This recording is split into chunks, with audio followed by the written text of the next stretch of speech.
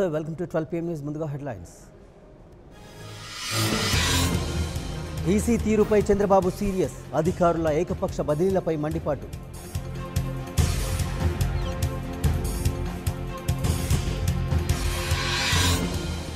పోలింగ్కు తరలుతున్న ఈవీఎంలు, రేపటి ఎన్నికలకు పూర్తయిన ఏర్పాట్లు.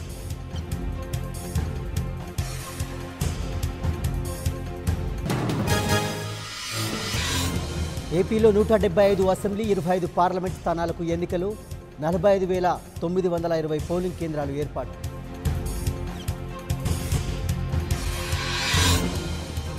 గుంటూరు జిల్లా పట్టాభిపురంలో ఐటీ దాడులు, ఎంపీ గల్లా జయదేవ్ ఆడిట్లో సోదాలు.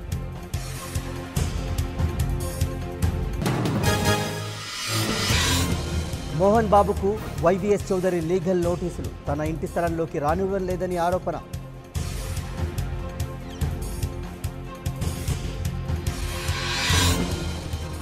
ఏపీలో యథేచ్ఛగా అక్రమ కరెన్సీ తరలింపు, ఎక్కడికక్కడ తనిఖీలు ముమ్మరం చేసిన పోలీసులు.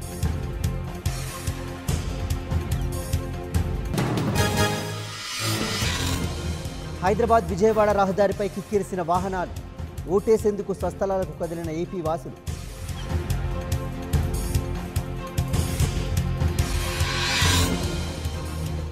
తెలంగాణలో 17 లోక్సభ స్థానాలకు ఎన్నికలు, రాష్ట్ర వ్యాప్తంగా 34,607 పోలింగ్ కేంద్రాలు.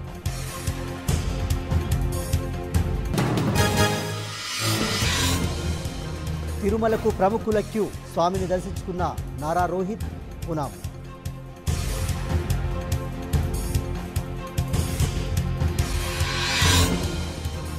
ప్రచారంతో దేశాన్ని చుట్టేస్తున్న ప్రధాని, గోవా, గుజరాత్లో మోదీ ప్రచార సభలు.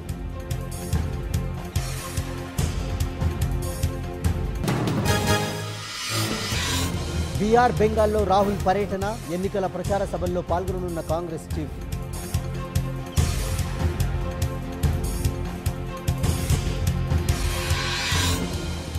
మోదీని చూసి హిట్లర్ కూడా భయపడేవాడేమో, అల్లర్లు అత్తలతోనే రాజకీయ అరంగేట్రం చేశారన్న మమత.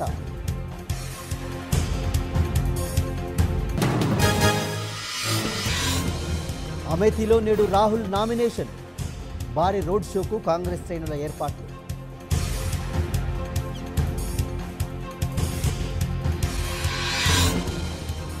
రఫేల్ కేసుపై సుప్రీంలో కేంద్రానికి ఎదురు దెబ్బ, రివ్యూ పిటిషన్లపై విచారణ చేపట్టాలని నిర్ణయం.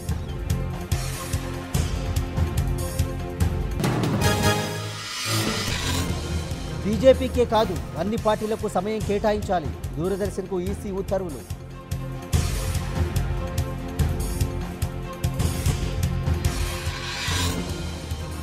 ఎన్నికల సంఘం తీరుపై మాజీ ఉన్నతాధికారుల అసంతృప్తి, విశ్వసనీయత కోల్పోయిందంటూ రాష్ట్రపతికి లేఖ.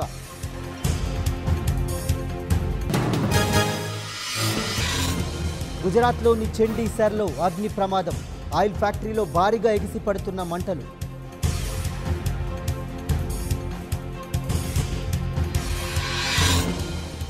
పశ్చిమ గోదావరి జిల్లా నరసాపురంలో తప్పిన ప్రమాదం, పంట కాలువలోకి దూసుకెళ్లిన స్కూల్ బస్సు.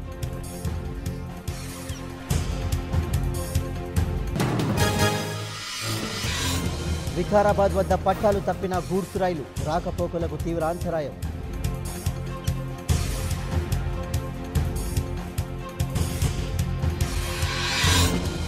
కడపలో మహిళా కిడ్నాప్ కథ సుఖాంతం, నిందితుల కోసం గాలిస్తున్న పోలీసులు.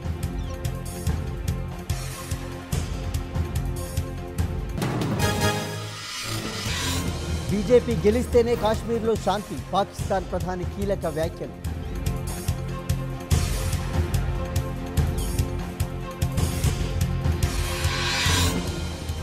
ఇజ్రాయెల్ ప్రధానిగా నేతాన్యాహు 5వ సారి గెలిచి రికార్డ్.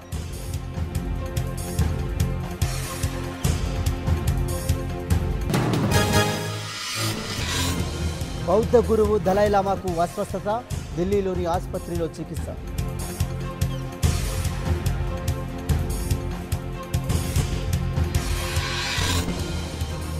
ఏపీలో లక్ష్మీష్ ఎన్టీఆర్ రిలీజ్పై రానున్న క్లారిటీ, చిత్రాన్ని వీక్షించనున్న జడ్జి.